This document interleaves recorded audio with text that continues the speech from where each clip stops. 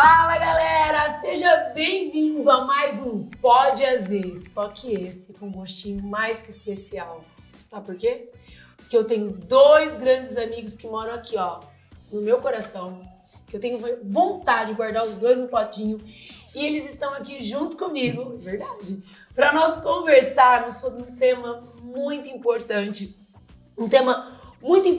para a construção de uma sociedade mais justa, uma sociedade mais inclusiva, mais honesta, né? Nós estamos aqui juntos hoje para conversarmos sobre as relações raciais e o racismo estrutural na sociedade brasileira. Com vocês, meus dois grandes amigos, Jorge e Pedro. Palmas, produção! Prazer, Jorge, professor de Física. Muito obrigado pelo convite, Carlinhos. Meu nome é Pedro, professor de História. Aqui agradecer também a presença ilustre, tanto do Jorge, tanto da Carla. Obrigado pelo convite. Gente, sou eu quem agradeço a presença de vocês. Eles moram no meu coração e vocês sabem disso. Eu me emociono muito, muito, muito, muito obrigada por vocês terem aceitado este convite. E meninos, menina que está em casa, presta atenção numa coisa. Esse tema, ele é um tema delicado. Ele é um tema que vai ajudar você, mais uma vez, na sua construção como cidadão, como ser humano mais gente, sabe? Mais humano. E claro, no seu repertório para todos os vestibulares que você vai prestar. Bora lá? Vamos lá? E para começar, vou começar com aquela perguntinha. E aí, Pedro, o que é racismo, meu amigo? Essa talvez é uma das perguntas mais importantes para se pensar Brasil. Primeiro, racismo é um dos inúmeros preconceitos que existem no Brasil. Esse é um preconceito direcionado à cor, essencialmente. Quando a gente pensa na estrutura, na formação do Brasil, o racismo está nas bases da formação da sociedade brasileira, assim.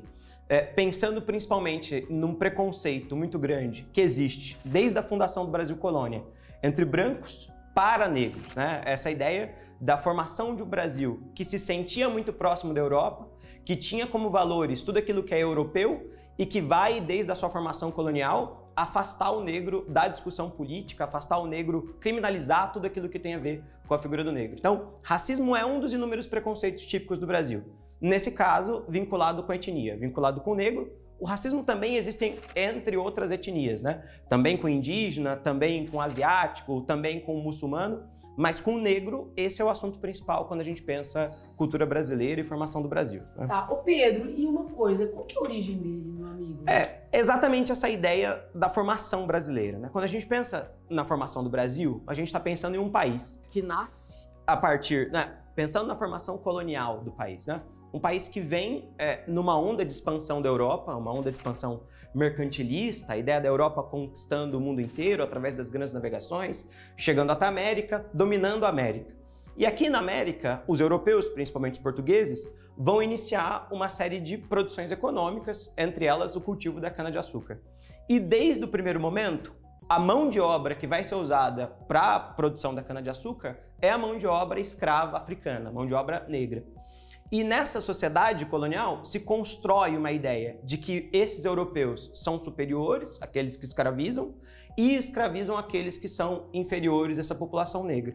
E aí essa visão vai, ao longo da história, sendo mantida e sendo forçosamente mantida.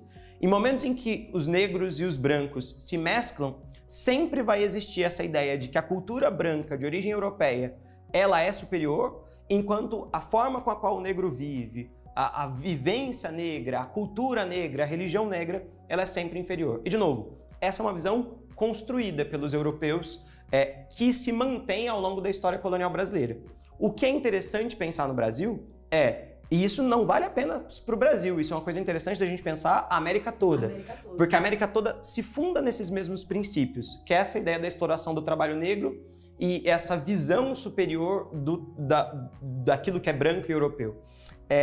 E isso não existe só no Brasil Colônia. Então, se no Brasil Colônia está a base, essa ideia dessa briga, se a gente vai para o Brasil Independência, isso não se transforma, porque a independência do Brasil é uma independência feita por essa população branca, para que essa população branca mantenha seu domínio ao longo da história.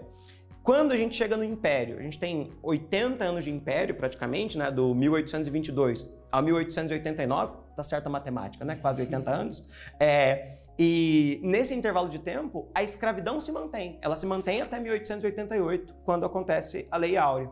E nesse tempo, também se mantém essa ideia da visão negativa sobre aquilo que é negro. O que é interessante, né, Jorge? Que mesmo depois do Império, essa visão se mantém, né? Se mantém. E acredito que isso, a respeito do racismo estrutural. É isso que eu ia perguntar, o racismo estrutural, que hoje, né, esse termo faz uns... Ele vem aparecendo demais, né? Vem aparecendo muito. Vem aparecendo muito, esse racismo estrutural. Acredito que o racismo estrutural, ele começou, né, a se moldar antes da abolição. Né? Se você pegar lá a Constituição de 24, tem alguns atos que são, assim, por exemplo, o ato 2 da Constituição de 24, ele proíbe o negro de ter acesso ao estudo. Imagina, em 1850, avançando um pouquinho, tem um ato que proíbe o negro e o indígena de comprar terras. Aí em 88 tem a abolição. 89, se eu não me engano, é a proclamação da República, da estudo República. 1800, 1824, 1850, 1888. E aí em 90, imagina, você não tem mais a mão de obra do negro, o negro não tem educação, ele não tem onde trabalhar. O que acontece? Ele fica isolado. À margem. Né? E aí, como é que funciona a parte de mão de obra? Vem, então, os europeus para começar a trabalhar. Só que quando os europeus chegam ao Brasil, muitos deles acabam chegando já com uma parte de terra, com alguns animais. Então, ele vem estruturado e o negro ficou abandonado. E essa desigualdade, isso se estende até os dias de hoje. Então, quando se fala em racismo estrutural, é um negócio que veio estruturando antes da abolição e se estende até os dias de hoje. É interessante, você quer... Não, pode é interessante pensar justamente essa transição, né? Em que sentido? No sentido de que há um processo histórico, como você mesmo falou, e como você apontou muito bem, Jorge, que é esse processo da marginalização social do negro no Brasil. E isso vem do quê? O que significa marginalização social, né, quando a gente vai pensar? Se a gente pensa no período da escravidão, o negro é o centro da produção econômica do país. Só que essa produção econômica não fica na mão dessas pessoas, né? Essas pessoas são exploradas compulsoriamente, essas pessoas são escravizadas terrivelmente. E o que acontece? Quando acontece a abolição da escravatura, quando acontece a liberdade desse negro, essa população não vai ser reinserida na economia. Não é assim, ó, a liberdade está acontecendo e progressivamente essas pessoas vão ocupar os postos de trabalho. Porque o que acontece? Nesse mesmo tempo em que essas pessoas estão ganhando a sua liberdade pela primeira vez, vem o imigrante italiano, vem o imigrante europeu, por conta de um desejo dessa sociedade brasileira de branqueamento da população, tem a ver com as teorias racistas do século XIX, e essa população, essa mão de obra, substitui o negro nessa sociedade. Então, o negro que agora ganha liberdade, mantém-se marginalizado, não se vincula com essa sociedade. A sociedade é uma sociedade que se pretende europeia e católica principalmente, e nesse sentido, espanhóis, portugueses e italianos são todos europeus, são todos brancos e são todos católicos. Então, apesar de muitos imigrantes, né, alguns de fato vêm com recurso e tudo mais, apesar de muitos imigrantes chegarem sem nada, rapidamente eles são incluídos socialmente, enquanto para o negro mantém-se esse cenário de exclusão. E aí, ao longo do período, o que nós temos que pensar? Temos que pensar que essa exclusão vai ser garantida por todas as instituições. Então, quando a gente pensa em termos de racismo estrutural, que é uma teoria muito nova dentro da história, é uma forma nova de se analisar a história, o que a gente está pensando? A gente está pensando que toda maneira com a qual o Estado brasileiro se construiu, então a educação, o acesso à saúde, o acesso à cidadania, tudo isso se criou para manter o negro excluído da sociedade. Então, você tem lá a lei de 1824 da Constituição que vai dizer, o negro está proibido de frequentar a escola. Essa é claramente uma lei racista, uma lei que afasta o negro do centro da discussão. Mas ao longo do tempo vão aparecendo outras leis que vão criminalizando elementos que são negros, justamente dando destaque para os elementos que são brancos. O elemento que a gente estava falando aqui antes de começar, a lei de vadiagem. Né? Exato. Eu lembro quando eu fazia capoeira, eu fiz capoeira dos 13 aos 21 anos de idade. E meu professor sempre falava que a capoeira ela era vista como um crime, né? Nossa, eu lembro quando eu entrei na faculdade. Nossa, mas faz capoeira. Capoeira, né? Coisa vista com outros olhos, né? Então, a vadiagem, sim, né? Sim, e aí a gente está pensando em uma lei que é criada na década de 30, justamente criminalizando algo que tem a ver com o negro, que é uma manifestação cultural. Não só isso, tá? Criminalização em relação às religiões, um preconceito muito grande com as religiões de matriz africana. Então, isso tudo compõe essa ideia do racismo estrutural, junto, obviamente, com o funcionamento da justiça brasileira, que é uma justiça pensada historicamente por essas elites que são brancas e fundadoras do Estado, que sempre vão tentar afastar o negro da participação política, entende? Quais são as políticas públicas e as iniciativas que podem contribuir para a promoção da igualdade social? Tem um conjunto de medidas, e aí o Estado tem uma função fundamental nisso. O Estado faz? Aí que tá, tem uma função fundamental, né? Tem o que se faz e o que não se faz. E muito por quê? Muito porque o racismo e os preconceitos no geral tem muito a ver com um desconhecimento em relação ao outro. Então, é necessário que esse outro conviva, é necessário que o Estado crie esses espaços de convivência. O espaço de convivência mais tradicional é a escola, então tem uma função fundamental já nas primeiras alfabetizações. Só que qual é a questão? A questão é que mesmo dentro da escolaridade você vai encontrar problemas. Por exemplo, a evasão dos alunos negros é maior do que dos alunos brancos. Por que isso? Porque historicamente são famílias que têm mais dificuldades econômicas. Então, o Estado tem que garantir maneiras de manter esse aluno dentro da escola. Mas não só isso, porque isso deve se manter pelo restante da vida. Quando a gente fala da saída da escola e entrada na universidade, aí a gente também tem um gap, um espaço gigantesco. E aí que existem as chamadas políticas afirmativas. O que são as políticas afirmativas? E o sistema de cotas é uma das principais dessas políticas.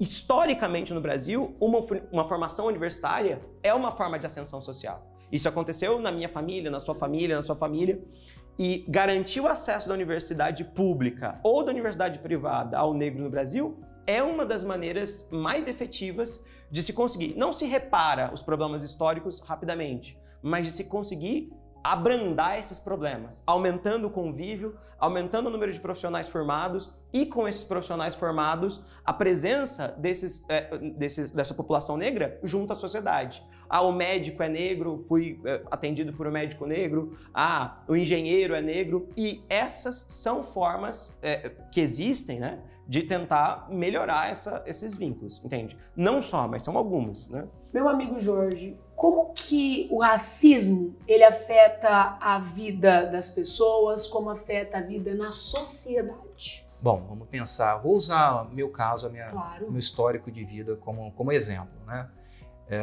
Eu trabalhava antes de ser professor numa empresa que prestava serviço para a CPFL. Eu era leiturista.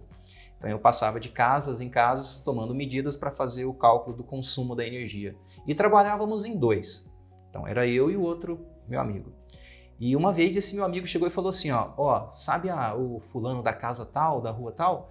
E ele falou assim para mim, graças a Deus, cara, que é você que está passando aqui para fazer a leitura, porque quando é o negro lá, a energia aqui vem muito alta.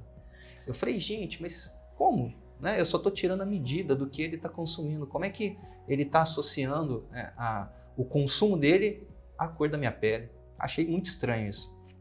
E na faculdade, vamos falar na faculdade, quando eu entrei, a primeira coisa que eu olhei era a quantidade de negros que tinha na minha sala. Só tinha eu. No curso que veio depois, na turma, né, que passou, que eu era da nona, a 10ª turma, também não tinha nenhum negro. Então, na universidade como um todo, em todos os cursos, quando eu ia nas festas, eu percebi que a quantidade de negros era mínima. Então, eu acredito que, como o Pedro disse, o sistema de cotas é um mecanismo para tentar amenizar a situação, mas é muito além disso. Muito além. Muito além. E, gente, a gente não precisa, assim, na minha área, né, na literatura. Uhum. Escritoras negras, né?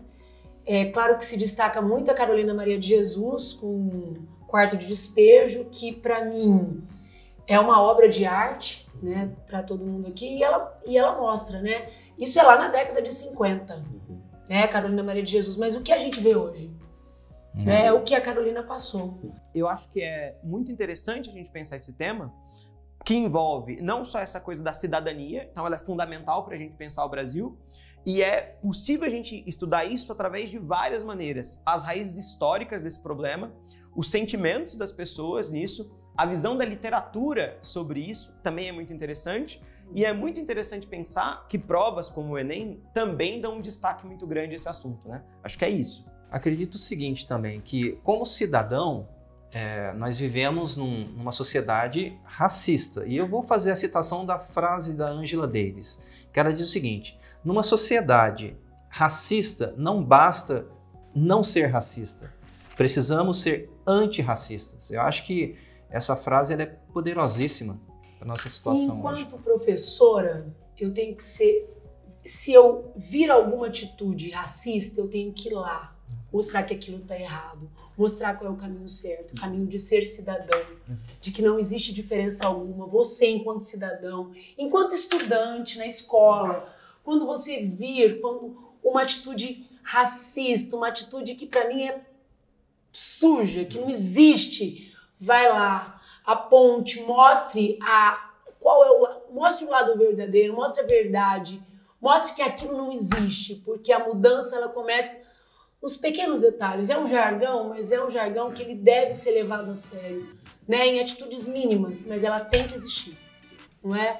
Muito obrigada, meus amigos, por abrilhantar esse Pod AZ, mais um encontro que eu tenho certeza que você saiu daqui rico, sim, pensando sim em ser uma pessoa mais honesta, ser mais gente, ser mais transparente, mais de verdade, que é isso que importa, né? Um beijo muito grande e até mais!